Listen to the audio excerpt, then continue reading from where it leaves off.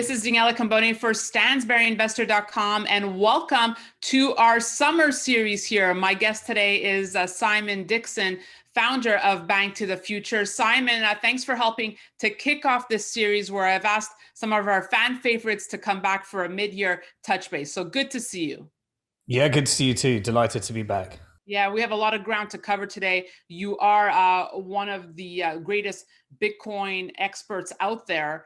So my question to you is, look, a lot of proponents of the cryptocurrency argue that it shines during times of inflation. But that has not been the case thus far this month, Simon. Bitcoin is not acting as an inflation hedge against the rising prices. The coin has declined 10% so far this month. And year-to-date, advance has narrowed to just 6%, meaning the S&P is outpacing it by roughly 9 percentage points. So what's your take here? Yeah, I mean, Bitcoin short-term is still a highly manipulated market. So it doesn't have the level of liquidity to short-term not have mass manipulation in the market. But that's the same with many financial markets. So if you're recording on a month-to-month basis, Bitcoin certainly isn't that short-term hedge. However, the play with Bitcoin is a long-term hedge. So that's really the way to think about Bitcoin. Short-term, you've got very, very wealthy people that own Bitcoin, that put them in and out of exchanges, manipulate prices, and try and extract as many Bitcoin from those that are trying to get rich quickly.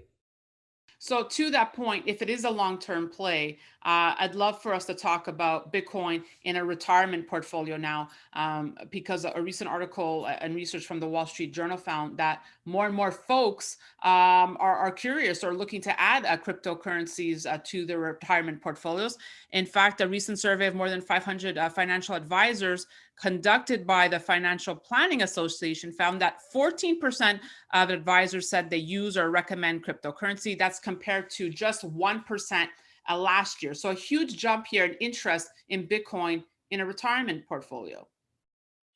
Yeah, so at Bank to the Future, we launched our Retirement Plan B product, and we have never seen demand like it. The amount of demand for people to be able to hold Bitcoin and invest in this industry and sector has really, we've never seen anything like it out of all the products that we've launched. So I think there's an upside and a downside to holding Bitcoin in your retirement. So one of the big benefits of Bitcoin is giving you the ability to own your own money, spend your own money, and have the money supply that's completely fixed. But when you hold it in your retirement plan, you're most likely going to need to do that via some kind of custodian, in which case you introduce some of the challenges with a traditional financial player.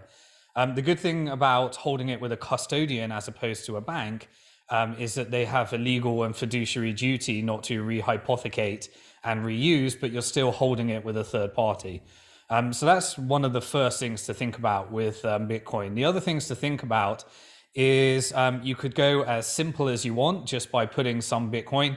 You'd probably have to open a special IRA or something in the case of the US, or other countries have things like self-invested personal pensions and SIPs. Or you can just do it outside of a traditional retirement plan. The main benefits is that you get the tax deferral, so that if you have gains, many people are considering the tax situation of Bitcoin now. But also if you're doing other more exotic plays, so some people want to not just own Bitcoin, but they want to lend some of their Bitcoin and receive yield. That would normally be taxed as income. But if you do it within a retirement plan structure, you can defer and really benefit from a compounded income effect. And then if you're doing things like buying equity in some of the companies, then a retirement plan structure, it has real benefits in terms of deferrals and really accumulating the growth and holding it long term, which is where the real gains have been in Bitcoin. Can you also talk a little bit, because I know you do a lot on your YouTube channel and your research in terms of taxation implications to think about in regards to Bitcoin and a longer term plan here? Yeah, so many people are trying to figure out the tax situation. One is different in every country, but it's starting to reach consensus. Just around the time when Bitcoin reached above $200 trillion as the market, the entire market reached over $200 trillion, governments really stopped attacking Bitcoin and started seeing it as a tax collection opportunity. It wasn't really clear in the early days how to treat it as tax. So there's a lot of people that are trying to figure out how to handle the tax situation. So it's really a force against the whole won't governments just ban Bitcoin? Well, when there's a lot of money on the line for them, then they probably won't. So the way that Bitcoin is typically treated, I can't give tax advice. Obviously, you'd have to speak to your tax advisor. But every time you exchange Bitcoin for another cryptocurrency or a stable coin, or you put it into a DeFi contract, you normally create a taxable event for yourself. And most people don't consider the taxable events because the price of crypto is moving so fast. And if they're trading in and out, then they tend to not think about the tax till later. That's a big mistake. And one of the real benefits to not trading and just being a long-term investor, if you're lending out your Bitcoin, then you normally receive some kind of income. If you're selling, then it's normally treated as property and subject to a capital gains tax. And then when you start going more advanced, like doing things like leverage trading, the more complex you go with the product, the more complex the tax situation can be. So it's still the real advantage, again, is doing it in some kind of retirement plan and also making it as least complicated as possible. So you don't end up creating these multiple tax events and really start thinking about planning that. Really good thoughts there, Simon. I have to bring up when we're thinking long-term plan, and I hear what you're saying, but a lot of folks out there are saying, how can I add it or think about adding it to my retirement plan with the volatility? We've seen the correction thus far this year. What do you say to those folks? Yeah, again, Bitcoin is a 12-year bull market, the highest performing asset class in history and the highest performing investment in history. And in that, you get a lot of volatility. So if you're watching the day-to-day price, then you are going to feel fearful. And with Bitcoin, there's always a million reasons why it should fail. And so everyone's going to be telling you those reasons why it should fail. But really, when thinking about it, it's a binary bet. So you're not going to put your entire retirement plan into Bitcoin unless you're particularly inclined to think that way. But most people are putting a percentage. So the professional fund managers like the Paul Tudor Joneses, they started very conservative with 0.5%, and now they're pushing up to 5% of their portfolio. You have to think about it as a binary bet, really. Either the industry is going to completely fail. My belief and my investment philosophy is that it won't, and therefore it's not going to be worth much, or it's going to be worth many times more than it is today, because the investment thesis, if it becomes true, that Bitcoin creates money you can own, money you can spend, and money that has a fixed supply, is, from my perspective, worth a lot more than it is today. So you got to really cut out the noise and the day-to-day and think about where you think it's headed. And retirement plans are perfect for that because they penalize early withdrawals, and really it's thinking about it. So don't put your whole thing, is really the advice, but put a percentage of it and really think about it in terms of what goals you want out of it. It's the part of the high return, high risk part of the portfolio. When you say don't put, you place all your bets on Bitcoin, I think that's very sound, because a lot of other Bitcoin proponents, will come out and say, I'm all in, or I'm 100% Bitcoin. So when you say don't place everything, how do you make that call in terms of percentage points? I understand you're not a financial advisor, but what are things to consider with how much you should be allocating? Yeah, obviously, to give sound financial advice, I'd need to understand more about your individual situation, your liabilities, what your goals are, how long till you retire, and all the usual things a financial planner would go through with you. But really, it's the way that I think about my portfolio is that with my retirement plan, I have a percentage that's allocated towards getting exposure to the growth of Bitcoin and the wider crypto markets. I have a percentage that's allocated towards US dollar traditional denominated assets, and also a percentage that's allocated towards gold and various other factors. But it's portfolio theory. It's a modeling out a series of outcomes. If you believe in things like Ray Dalio's or Season's portfolio, then they model out for inflation, deflation, economic growth, economic decline, and you try and allocate 25% towards each outcome, so that whatever happens in the world, you're comfortable. And the other way to think about it is that you might, traditional financial techniques that are used is think about things like in financial planning, they talk about your age, and using your age, taking it away from 100, that's how much you should allocate towards stocks and bonds. Well, think about it as a play like that. Maybe it's traditional markets versus crypto markets. And you can think about it. So it all really depends upon your appetite to risk, how much you need a conservative. The real challenging thing about today is what has traditionally been known as conservative has also become quite speculative. I would argue that one of the riskiest places to leave your money is at a bank right now, which most people have gone off for the mantra, cash is king. So it's a very complex environment to navigate, but there's a number of methodologies you could use, and we work with our clients to help them figure out exactly what's right for them with their goals. Why do you say that the most dangerous place to leave your money right now is, in fact, the banks? I believe that we've hit a really scary level of systemic risk in the banking system. I know ever since 2007, the banks have been trying to pass those stress tests, but really we've only worked on symptoms that were caused, and I still think all the underlying systemic risks in the financial system still exist, which is why gold and Bitcoin and investors, are waiting for such things to happen, as it were. But I still think that the risk in holding your money at a bank, where you're subject to the credit risk of what the bank is doing with your money, is still an unacceptable risk, which is why I hold the minimum amount possible in a bank. And I just expect that money at a bank is very hard to sell, very hard to use, sorry. You have to produce more and more documents in order to use your money. And the risks that the banks are taking in order to try and generate their models right now is also being propped up by governments that are looking to re-stimulate a real estate market and a property market. And banks are the main mechanism for creating digital currency, propped up by debt, and the levels of indebtedness have reached all-time highs to the point where only a central bank digital currency can bail out the system at this stage.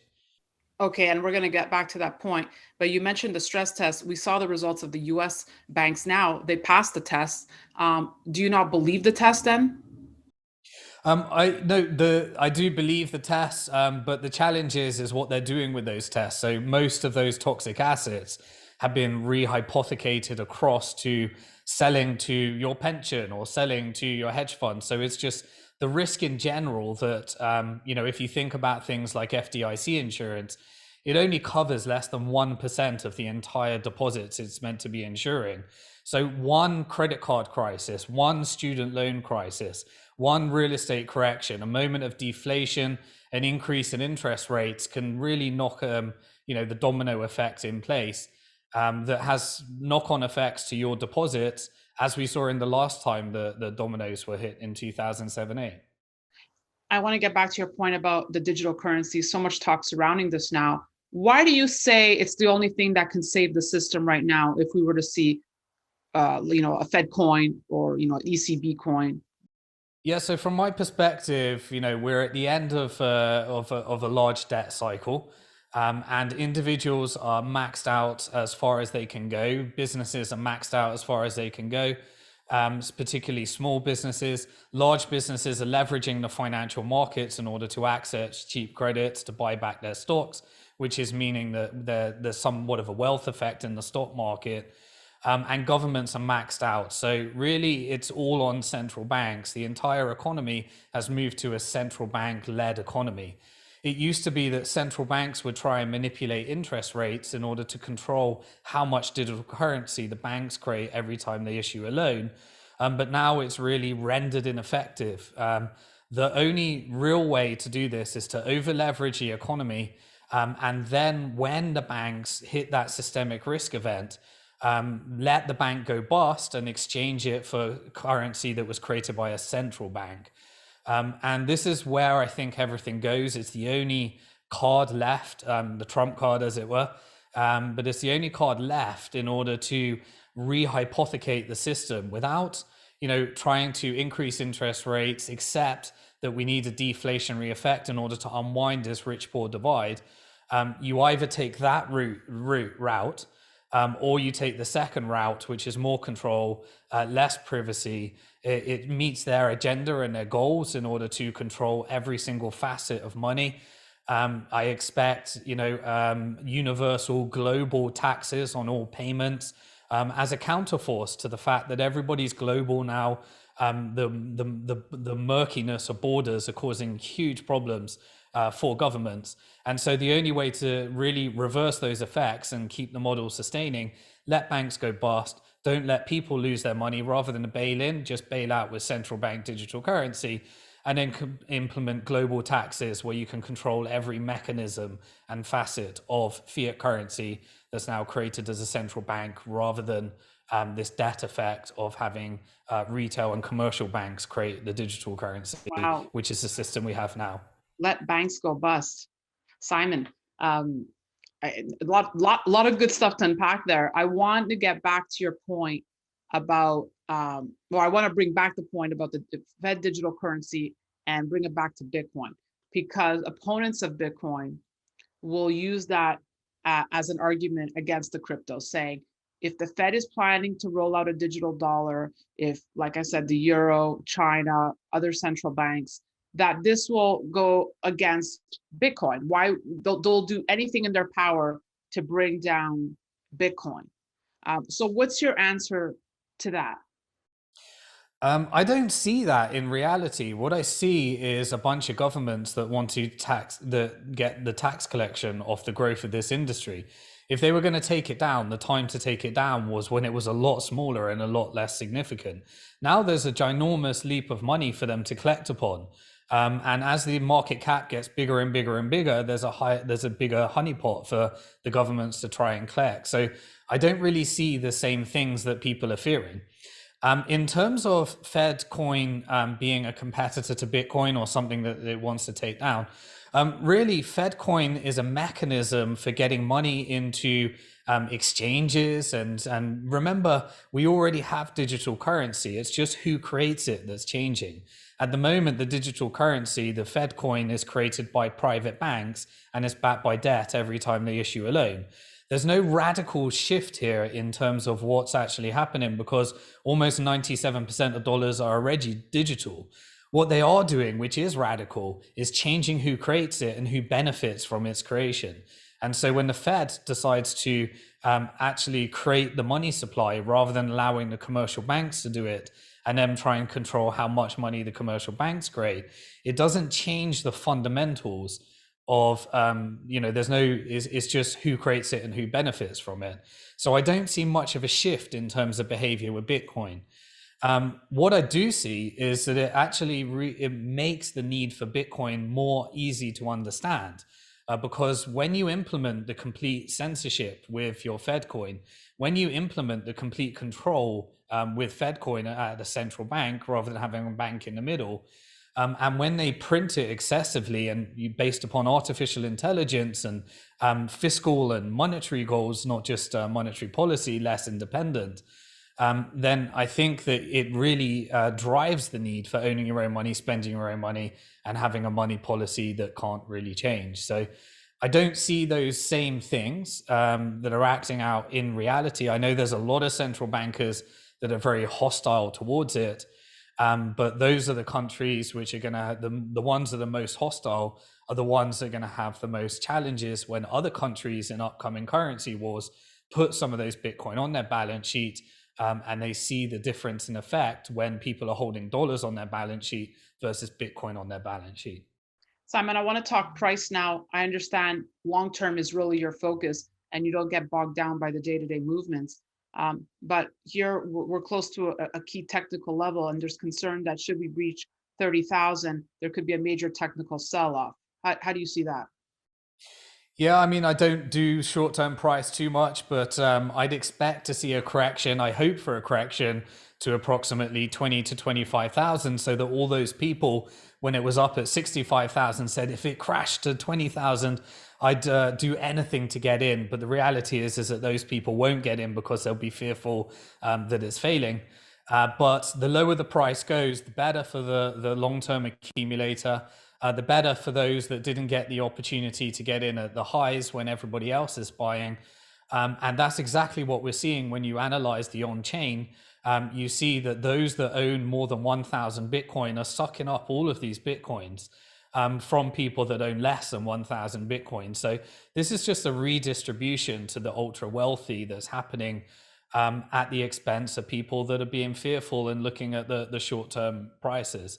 So, this is, I would expect it to come back to 20,000. And if you're thinking of the long term, then the lower the price goes, if you're dollar cost averaging and you're accumulating every month, then the opportunity, if you're thinking in terms of the number of Bitcoin, the lower the price goes, the better for you. If you're thinking in terms of fiat, then you're just thinking about what the price is so that you can try and get out some of that fiat. And really, the ones that have done well have had a real shift in their thinking. They've unwound some Bitcoin to spend as they need to, but their goal is to accumulate as much Bitcoin, not as much fiat. If we were to go back down to 20,000, Simon, we've had people on the show. Max Keiser probably had the most famous forecast for the year, the 220,000 by end of year. If we go to 20,000, and I'm not saying 220,000 was your forecast, but could that even happen? It can happen. So you got to remember, short term, the market is very manipulated by very wealthy Bitcoiners that want to accumulate as much Bitcoin as they can, and they can short term control the flow, putting it into exchanges, spooking people, and use all of the announcements to try and scare people. If it crashes to 20,000, I did, when I was on my YouTube channel at Simon Dixon, I did tell people, get ready for the great Bitcoin crash. That was around April. I said that because I've seen this so many times before. Now, can you go from 20,000 to 200,000? We've seen those movements before, and it can happen in very quick periods of time. So, and it's taking a scope out, looking at the long term, seeing a 12-year bull market, and seeing that we've seen movements like that, crashes at that level of severity and bounces back. So you can expect all those things to still happen. Let's just wrap on a lighter note. I follow you on Twitter, Simon. I invite everyone to follow you on Twitter. You have a great account. And I liked one video you recently did, close to my heart, regarding the Euro that just wrapped now, the soccer, the tournament. Sad for you that your England lost. Happy for me that my Italia won. But you said there's a lesson here to be learned that Bitcoin investors can learn from. Yeah, so I gave a video on Twitter. There's I actually can't even remember the exact lessons that I gave. They're quite off you the cuff. You were too upset over the loss. Yeah, too upset over the loss. But it was about being happy for the other team. Italy has had a very challenging time, and if you can retrain your brain to be happy for the others, there's so much that happens in the crypto markets. It's a very people are always often looking at their winning team. And so I gave some lessons in there, but it was very much off the fly, off the cuff. When I speak on Twitter, there's no preparation. I'm just talking about what's on my mind at that time. So maybe I'll re-review that video and try and remember exactly what I said. Well, then I urge everyone to try and find it, because I thought it was a great one. Simon, thank you so much. Thank you for kicking off the summer series here with me on StansberryInvestor.com. Okay, always a pleasure. Look forward to the winter series then. Really great thoughts. Come back soon. And thank you all for watching. We'll have much more for you on StansberryInvestor.com. We're just kicking off our summer series, and we have a lot of incredible guests coming up. And don't forget to check out messagefromeric.com, because on July 21st, Eric Wade will be discussing the most important disruption in the history of the crypto world, where Eric will show you how to opt out of the traditional financial world and generate income like nowhere else in the world today. It's not buy Bitcoin or buy Ethereum or any other single opportunity in the crypto world. It's much bigger. So make sure to opt in today for this totally free event. That's it for me. Thanks for watching. I'm Daniela Cambone.